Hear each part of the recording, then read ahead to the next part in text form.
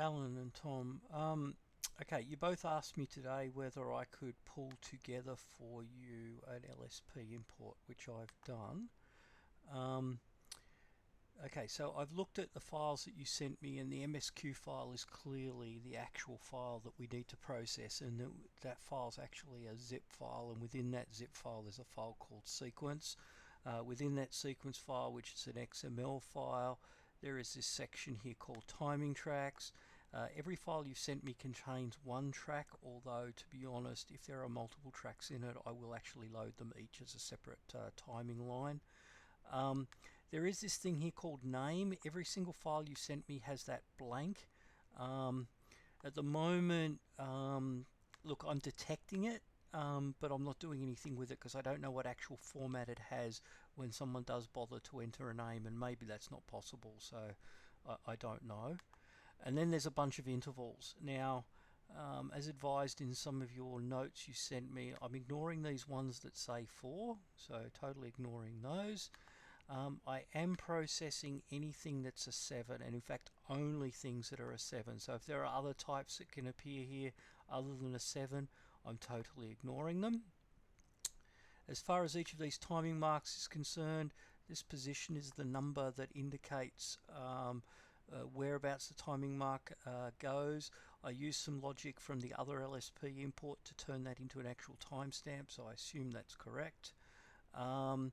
I'm assuming that this is an end timing mark, and so for instance this one here will actually start at 0 and end at 3320, and then this one here will start at 3320 and end at 45,000, and whatever that turns out to be in actual milliseconds.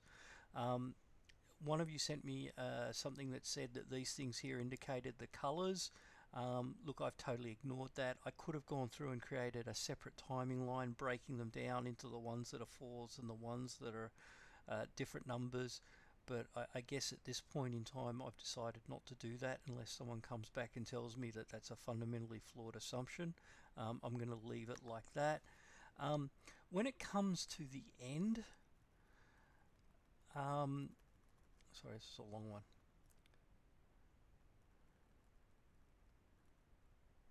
Okay, so when it comes to the end, this one here, it ends here, and so this is going to be the last timing mark I'm inserting.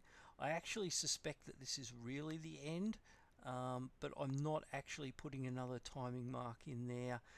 If you want me to, I could assume that the first 4 after the 7 is an actual timing mark as well, and I could process it, but I haven't done that right now.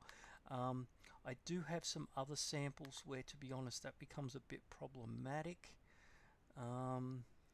Hang on, I'll just see if this is the one. No, that one's the same. Must be this one, or it's one I've lost already. So I close some things down. No, that one's the same as well.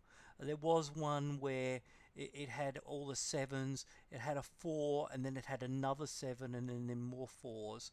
And to be honest, I don't know what to do with that 7 that appears between the 4s, and so what I've done is I've just processed it as if it was there, and like I say, I've ignored this one here.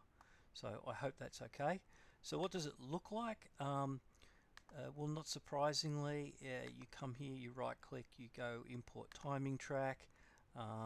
You need to choose, you want the LSP MSQs. This one here's the smallest one. Double click on it and it comes in pretty much immediately. I think, Alan, this is one that you sent me. It has a bunch of stuff within the first second or two, and then it's 5 seconds or something. If I import, you can import as many as you like, of course, there's nothing stopping you. This one here is also a reasonably small one, a little bit slower to load. There's a few more timing marks in there, in fact quite a few if you consider it or to what most people would normally put in. And then finally there's the big one. This one here is massive, right? It's almost 7 meg. And it's going to sit here for a while.